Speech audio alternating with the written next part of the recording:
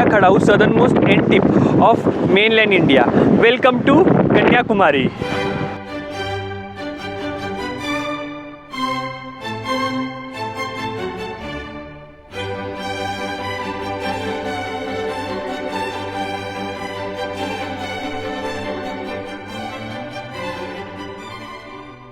हाय hello नमस्कार, स्वागत करता हूँ आप सबका आयरलैंड से।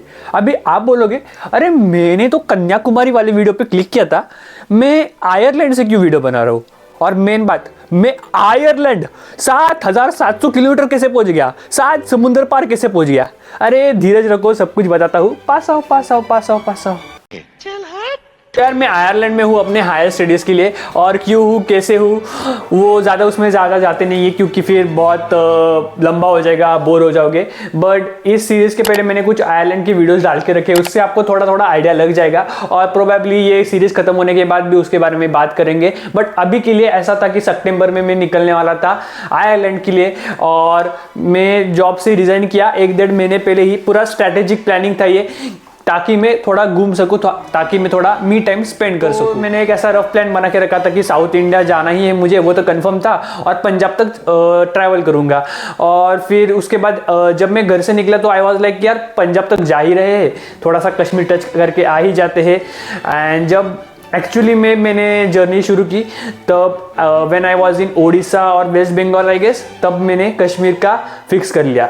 तो that is how Kanyakumari to Kashmir via Nepal was implemented. तो यार जब मैंने जर्नी शुरू की थी ना, तो पुणे से शुरू की थी, उसके बाद मैं गया था वर्कला, और वर्कला से फिर एंड मूवमेंट पे तिरुवनंतपुरम का प्लान बना था। वहाँ पे मैं पद्मनाभ स्वामी टेम्पल देखा और उसके बाद कन्याकुमारी गया।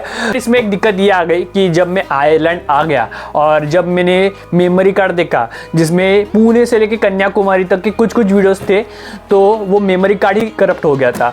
तो जो मैं पुणे से इंट्रो शूट करके निकला था, उसके बाद ट्रेन जर्नी का वीडियो रिकॉर्ड किया था टिल वर्कला, उसके बाद वर्कला के कुछ वीडियोस, तिरुवनंतपुरम के कुछ वीडियोस, कन्याकुमारी का जो लास्ट रेलवे स्टेशन है, लास्ट पॉइंट ऑफ इंडिया है, वो भी उसमें था, वो सब चला गया।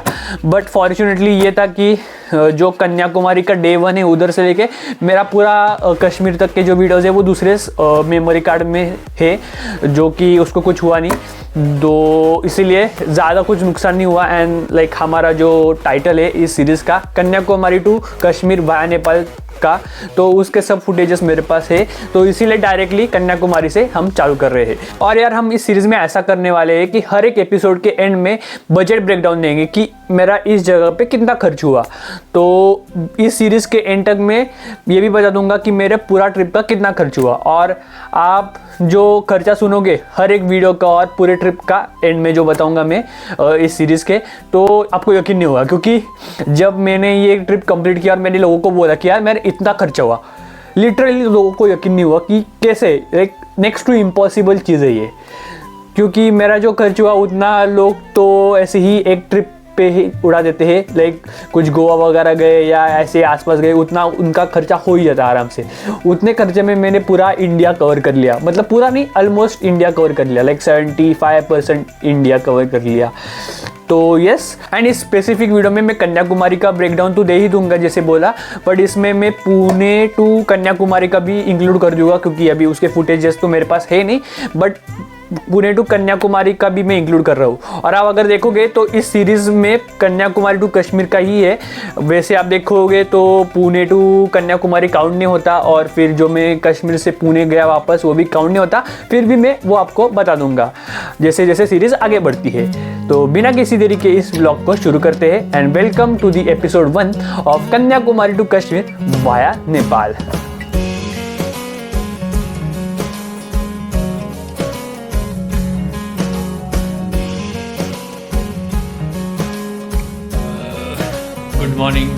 गुड मॉर्निंग भी नहीं, गुड आफ्टरनून। अरे कहना क्या चाहते हो? तो मैं हूँ कन्याकुमारी से, आपको हाय। बेटा तुमसे ना हो पाएगा। गुड आफ्टरनून, मैं आप सबका स्वागत करता हूँ कन्याकुमारी से। तो कन्याकुमारी जैसे आपको पता है, it is the southern most tip of mainland India, and आज थोड़ा एक्सप्लोर करेंगे। आपको पिछला वाला ब्लॉग देखा होगा तो पता होगा कि क्या पंचायत होगी, मेरे साथ स्कैम हो गया। जो मैंने हॉस्टल बुक किया था agoda.com से द स्पैरो के नाम से, वो फेक निकला। मैं वहाँ पे गया तो वहाँ पे कोई और ही रह रहा था, मतलब काइंड ऑफ अपार्टमेंट था, या फिर मुझे लग रहा है कि पहले कोई और रहता था, मतलब वो पहले हॉस्टल ही हुआ करता था, फिर बाद में वो कोई तो अपार्टमेंट टाइप बन गया। सो इतना मैं चला, इतना रात को मैं अकेले रास्ते पे चल रहा था, अकेले, मेरी इतनी फट गई, मेरे को इतना मेरे को ऐसा लगा कि भाई मैं क्यों कर रहा हूँ ये, मेरे को वो ये जर्नी क्विट करने का मन किया। बट कैसे न करके मैं फिर थोड़ा सिटी में आया, मेरे को एक होटल मिल गया, महंगा है, और यहाँ पे भी वही सीन है कि यार अकेले बंदे को देते नहीं है, और यहाँ पे हॉस्टल्स नहीं है, डॉर्मेटरी नहीं है, तो इसीलिए वो प्रॉब्लम है। बाकी कुछ नहीं, मैं सो गया। अभी भी मेरे पैर बहुत ज़्यादा दुख रहे हैं, ये शोल्डर्स इतना गंदा चला हुआ ये झोले के साथ, तो उसके चक्कर में पूछो मत। डिसेंट सा रूम मिला है, थोड़ा कॉस्टली है, मतलब बजट कंस्टेंट की वजह से, बट ठीक है।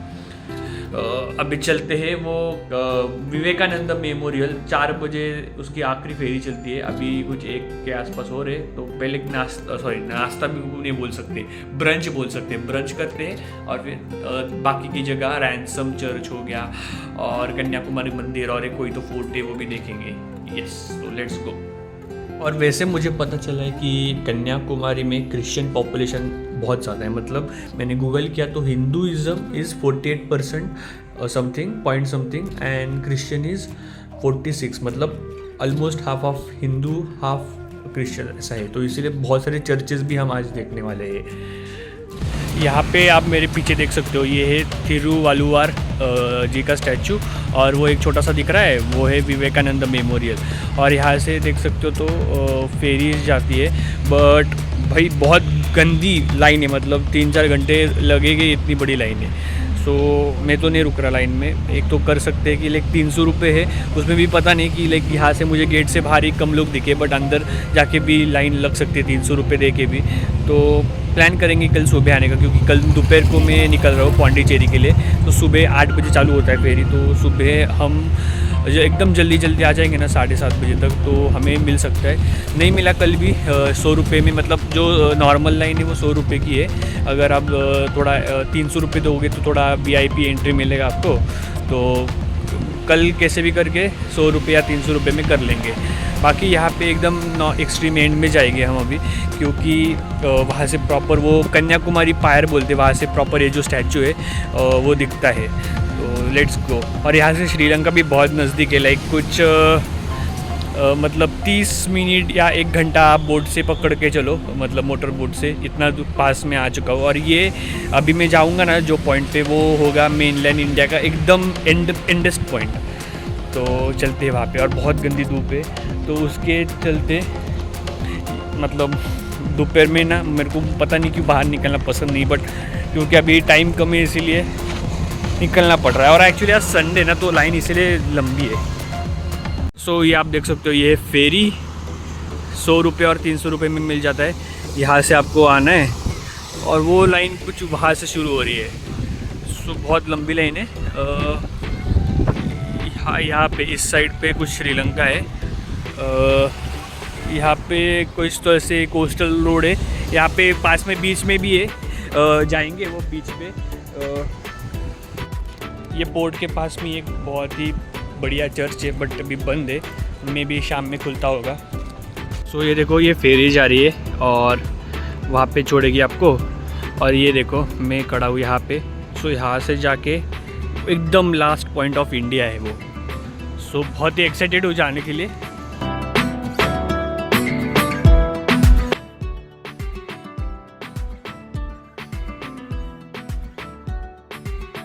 कोई तो मार्केट में आया हूँ, यहाँ पे बहुत सारे शॉपिंग की चीज़ें हैं, स्पाइसेस मिलेंगे, जो सिल्क साड़ी है वो मिलेंगे, हैंडीक्राफ्ट मिलेंगे,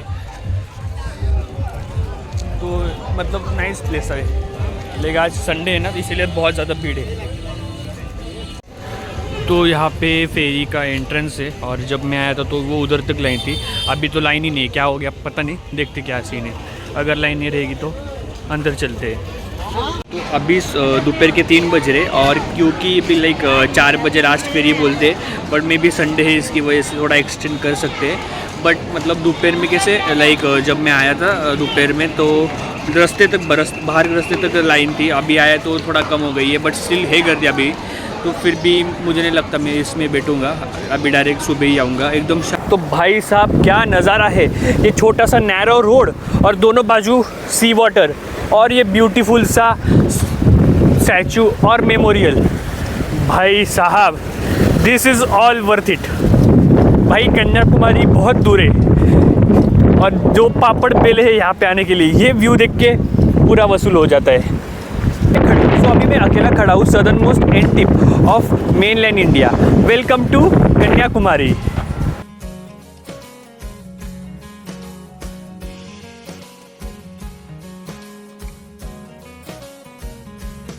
तो ये एंड है ना भाई, उधर तक जाने की मेरी हिम्मत नहीं है, मेरे को इधर ही फट गई क्योंकि यहाँ पे कैसे कुछ ही जो पैच है वो अच्छी तरीके से यूनिफॉर्मली बना है, बाकी सब पत्थर पत्थर है वो भी अनइवन है। तो भाई बहुत डर लग रहा है और जैसे जैसे आगे जा रहे रास्ता तो छोटा होता जा रहा है, तो इसके चलते मैं इधर ही बैठ रहा हूँ। और शाम के 4 बजे यहाँ पे बैठ के जो स्टैचू है तिरुवल्लार, सॉरी गलत प्रोनाउंस कर दिया मैं, और वो जो मेमोरियल है स्टैचू और मेमोरियल 4 बजे देख रहा हूँ। मतलब this is called leverage, this is called freedom at the age of 22। अभी मैं ये क्यों कर रहा हूँ, क्योंकि मुझे पता है कि आगे जाके मेरे पे रिस्पॉन्सिबिलिटीज़ आएगी, मेरी बॉडी मुझे साथ नहीं देगी, सो इट्स बेटर कि अभी मैं कर लिए। तो एक्चुअली मैं उधर एकदम एक्सट्रीम एंड पे जाने वाला था, कुछ लोग ऑलरेडी गए तो उनका देख के मैं भी खुद मतलब अंदर इंस्पिरेशन आया, मोटिवेशन आया। बट जैसे मैं थोड़ा आगे जाने की कोशिश की, एक तो क्या हुआ मैं चप्पल पहन के आया हूँ। सो बेसिकली ये रास्ता है पूरा राम सेतु की तरह लग रहा है, मतलब पत्थरों से बना है, तो बीच बीच में ना बहुत सारे गैप्स है तो चप्पल फंसती है। और मैं अभी फ़ोन भी कर रहा हूँ, मतलब शूटिंग वगैरह कर रहा हूँ और इतनी ज़ोर ज़ोर से हवा चल रही है ना कि मैं अनस्टेबल हो रहा हूँ खुद। ये छोटे मोटे चीज़ है वो तो हिल ही रहे, तो मैं थोड़ा रिस्क नहीं लेना चाह रहा था। मैं बोला भाई जान प्यारी है इसीलिए हम रिटर्न चलते। तो अभी मैं जा रहा हूँ Our Lady of Ransom Church. तो एक्चुअली जैसे मैंने बोला क्रिश्चियन पॉपुलेशन बहुत ज़्यादा है तो चर्चेस भी बहुत सारे, बट ये रैनसम चर्च थोड़ा फेमस है। वो थोड़ा ब्यूटीफुली क्या है, मतलब आर्किटेक्चरल वाइज थोड़ा अंदर से भी ब्यूटीफुल है, इसीलिए तो वही जा रहे हैं। और पास में ही कन्याकुमारी बीच है तो वो भी कवर करेंगे।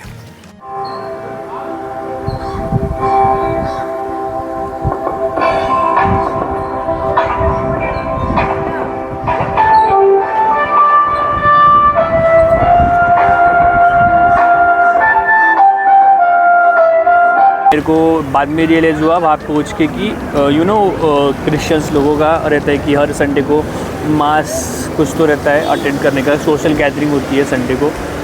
तो यहाँ पे तो कुछ नेक्स्ट लेवल ही कुछ प्रोग्राम वगैरह था, क्योंकि इतनी भीड़, पूरा जो चर्च था वो पैक था। और जो आर्किटेक्चर है वो देख के मेरे को लग रहा है कि मतलब ब्रिटिशर्स के टाइम का है। ऑल्सो वो कोई तो एक लेडी है, सो उसके हाथ में बच्चा है, तो उसके ऊपर वो डेडिकेटेड है चर्च। और लाइक मैंने जैसे बोला कि लाइक यहाँ पे जितने भी मतलब समुद्र के किनारे जो घर है, लोग हैं, वो सारे क्रिश्चियंस ही है। एक्चुअली मैं अंदर गया तो मैं थोड़ा वेट किया कि भाई फ़ोटो खींचूँ कि नहीं, क्योंकि कोई खींच नहीं रहा था और मतलब वीडियो भी निकालना था। तो मैंने एक ही फ़ोटो निकाला एकदम जाते वक्त, वो भी संकोच करते करते, क्योंकि मुझे लगा कि भाई फ़ोटो अब मना होगा और कैसे क्रिश्चियन से, और थोड़ा मेरे को अजीब भी लग रहा था टू बी ऑनेस्ट। बट जो गाने चल रहे थे ना उनके कुछ तो मतलब तमिल में ही कुछ चल रहा था, बट थोड़े थोड़े हिंदू वर्ड्स आ रहे थे बीच में। अभी मैं उस पर कुछ ज़्यादा बोलूँगा नहीं, बट ऐसा था।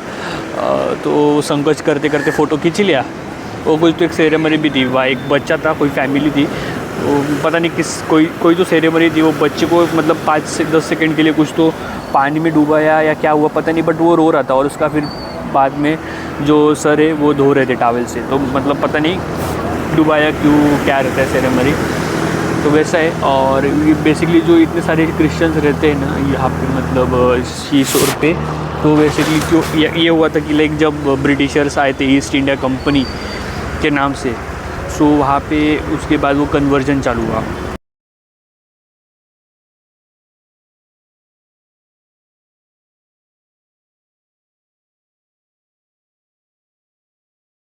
दर्शन हो गया है और छोटा ही मंदिर था, भीड़ नहीं थी।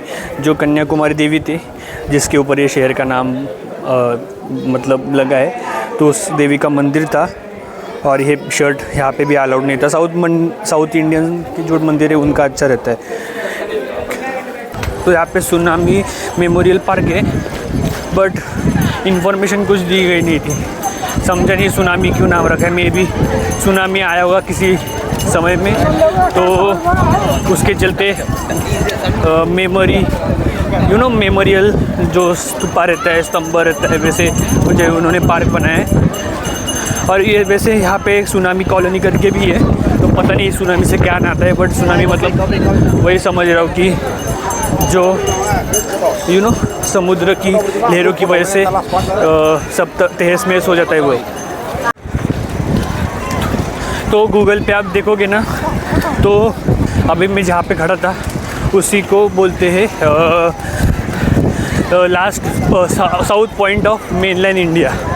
और कितनी भीड़ थी भाई, कचरे की तरह भीड़ थी। और संडे तो पूरा वाइब ही आ गया था, इतना हैपनिंग है ना। एक्चुअली मुझे ये पसंद आ रही है वाइब। अभी जा रहे महात्मा गांधी मंडपम, वो 7 बजे बंद होता है। हमारे पास 25 मिनट है पहुंचने को। लेट्स सी पहुंच पाते हैं क्या।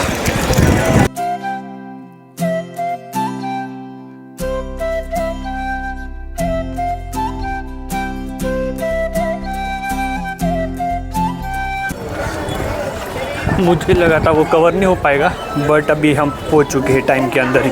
15-20 मिनट बचे। गांधी मंडपम इज़ बेसिकली कि उनकी पूरी journey right from the start to end, उनके जो लेटर्स थे, उनके एकदम रेयर फ़ोटोज़ और इंसिडेंट्स जो आपको पता भी नहीं होगी या फिर आपको इंटरनेट पे मिलेंगे नहीं इजीली, वैसे सब फ़ोटोज़ और लेटर्स और उनके कोट्स वो सब यहाँ पे डिस्प्ले पे रखे गए हुए। बहुत ही शांत है, कोई भी आवाज़ नहीं कर रहा था।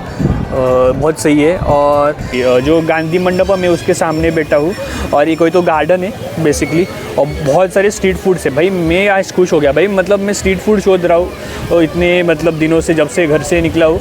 मतलब होटल में खाना पड़ रहा था मुझे, क्योंकि वो थोड़ा महंगा रहता है ना होटल का खाना। सो अभी कैसे कि स्ट्रीट फूड है, लाइक पानी पूरी हो गया, आइसक्रीम है वो कोन वाला, वो अभी आज मेरा डिनर इधर ही होने वाला है। बाकी अभी मैं थोड़ा इधर बैठने वाला हूँ भाई, पैर दुख रहे मेरे। अब थोड़ा मैं अपना मी टाइम लेता हूँ। तो मैंने वो पानी पूरी खाई, उसके बाद भेल पूरी खाई, और 60 रुपीज़ हो गए। और इनके पास मसाला पूरी भी होती है। अभी मुझे पहले पता होता तो मैं मसाला पूरी लेता, वो बाद में मुझे बोले कि जो मसाला पूरी वो सब मिक्स करके देते हो, और उसका कुछ क्वांटिटी नहीं है, बहुत मतलब भर के ही रहते हैं मोस्टली। तो वैसा है। हमारे यहाँ पे तो पूरी मिलती है मसाला पूरी के नाम पे।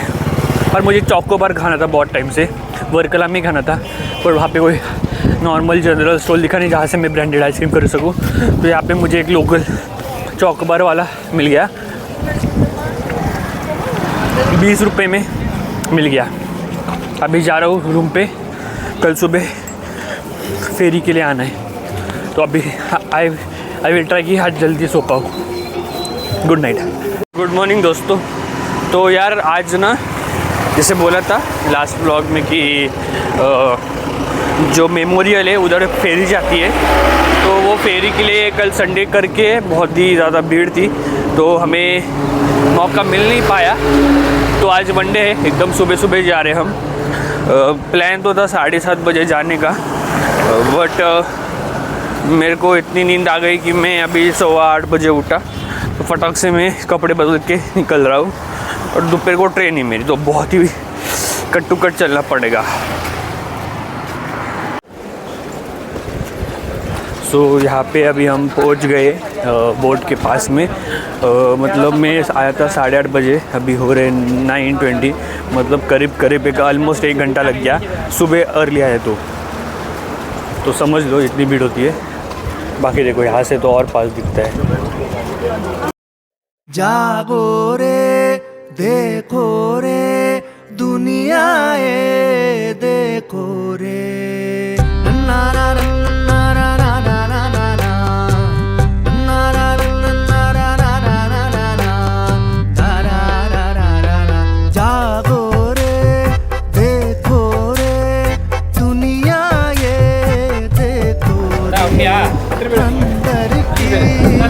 पे हम पहुंच गए। जो फेरी का था वो आने जाने का लिखा है 100 रुपये और विवेकानंद मेमोरियल का 30 रुपीज़, तो 130।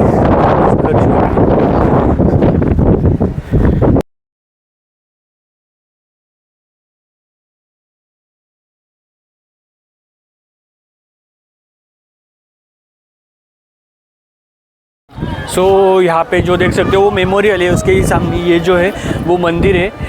फ़ोटोग्राफी अलाउड नहीं ऐसा लिखा है अंदर, और वो है स्टैचू।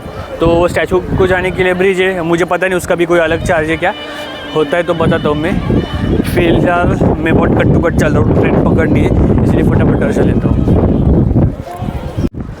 सो अभी मैं खड़ा हूँ मेमोरियल रॉक में, जहाँ पे सो बेसिकली वो जो मंदिर था ना वहाँ पे कोई तो देवी है, उनका जो प्रिंट है वो मिला है। वो एक्चुअली बेसिकली रॉक है, उसमें और मंदिर में। और ये जो मेमोरियल है यहाँ पे, मतलब यहाँ पे इस रॉक पे विवेकानंद जी ने 1898 के समय में 25 दिसंबर, 26 दिसंबर, 27 दिसंबर ऐसे 3 दिन यहाँ पे मेडिटेशन किया था।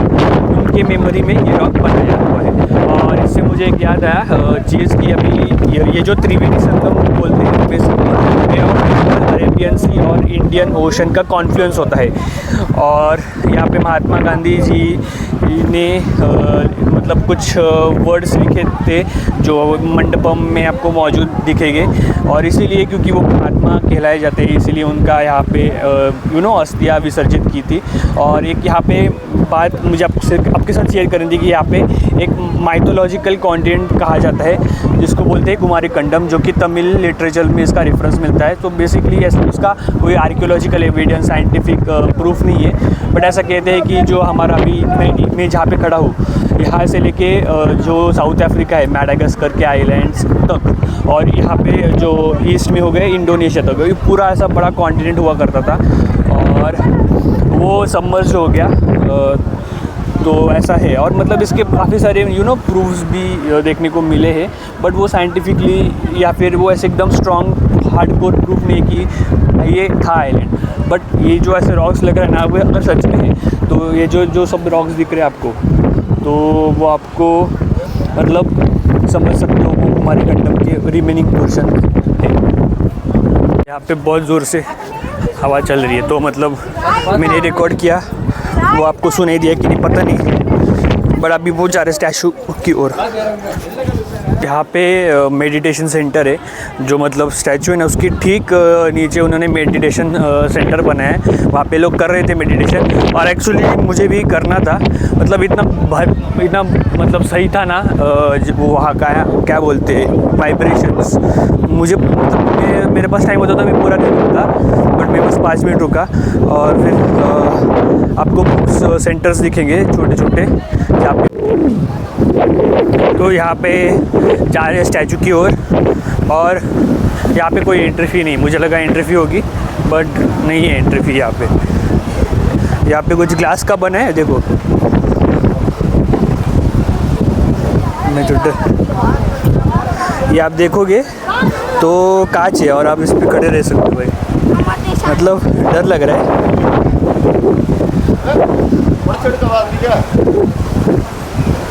Literally I am walking over the sea, मेरी फट रही है भाई, डर लग रहा है।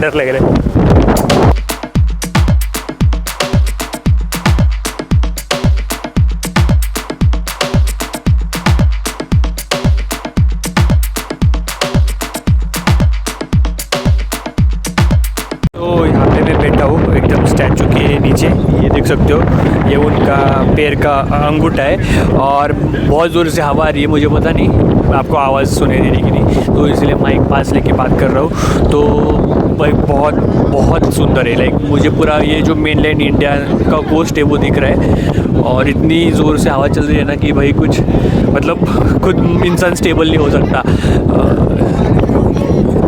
एक्चुअली जो प्लेस है ना, ये एक्चुअली प्लेस है ये एक्चुअली बहुत ही पब्लिक प्लेस है, एक बहुत ज़्यादा क्राउड आता है यहाँ पे। फेरी पे भी देखा भाई 2-3 घंटे लाइन लगते हैं, अगर संडे पे आओगे पब्लिक हॉलीडे पे आओगे तो 4-5 घंटे लाइन लगती है।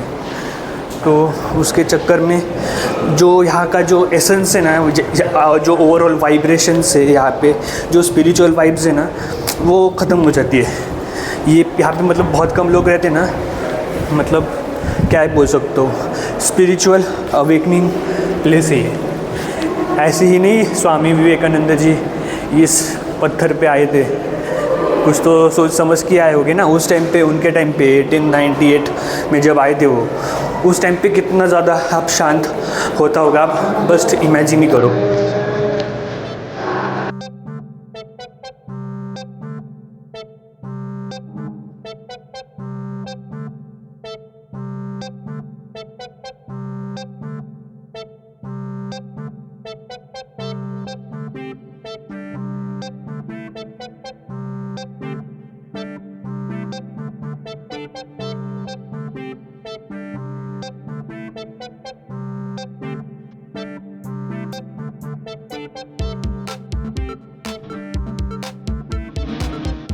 मैंने ब्लॉग एंड कर दिया था, बट यहाँ पे समझा कि मेरा जो रूम है उधर जाते वक्त एक लाइट हाउस लगता है, कल शायद उससे बंद था, आज चालू है।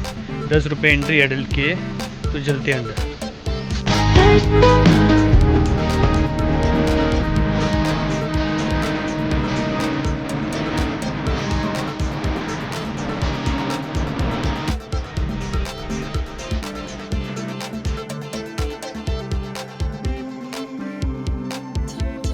सही है, मतलब सेकंड फ्लोर पे दबाया मैंने, पूरा व्यू दिख रहा है।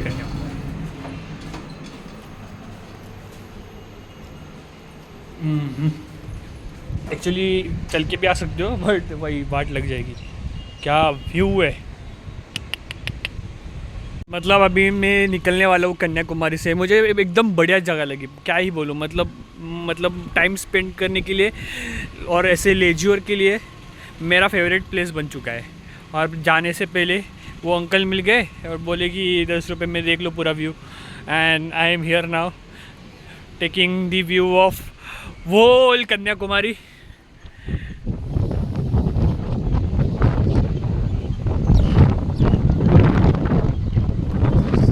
अभी मैं खड़ा हूँ कन्याकुमारी के लाइट हाउस टावर पे, और यहाँ से जो रात में जो जहाज़ है उनको दिशा दिखाने के लिए लाइट दिखाई जाती है इस टावर से। तो बेसिकली पूरा कन्याकुमारी का व्यू दिखता है, और इसको बेसिकली केप ऑफ कॉमोरिन बोलते थे ब्रिटिशर्स। सो अभी भी आप रेलवे स्टेशन का नाम देखोगे ना तो लिखा आता है कन्याकुमारी और ब्रैकेट में cape. So that cape is basically cape of Comorin. So similar way जैसे साउथ अफ्रीका के अंदर केप ऑफ गुड होप करके टाउन है, तो वैसे ही उन्होंने इंडिया के कन्याकुमारी को दिया था केप ऑफ कॉमोरिन। और पीछे देख सकते हो तो यहाँ पे त्रिवेणी संगम है। त्रिवेणी संगम मतलब अरेबियन सी यानी कि अरबी समुद्र, उसके बाद उस साइड है बे ऑफ बंगाल यानी कि बंगाल की खाड़ी, और उस तरफ है इंडियन ओशन। तो तीनों का कॉन्फ्लुएंस होता है, तो इसीलिए इसको त्रिवेणी संगम बोलते हैं। और जो हमारे राष्ट्रपिता कहलाए जाने वाले महात्मा गांधी जी का देहांत हुआ था, तो उनकी अस्थियाँ यहाँ पे लाके रखी गई थी। उसके बाद उसका विसर्जन हुआ था, तो जहाँ पे अस्थियाँ रखी गई थी ना, तो वहाँ पे महात्मा गांधी मंडपम बनाया गया हुआ है, जो मैंने कल विजिट किया था। तो अभी हम वीडियो के एंड में है, तो मैं आपको पहले सबसे बता देता हूँ पुणे टू कन्याकुमारी का खर्चा कितना हुआ।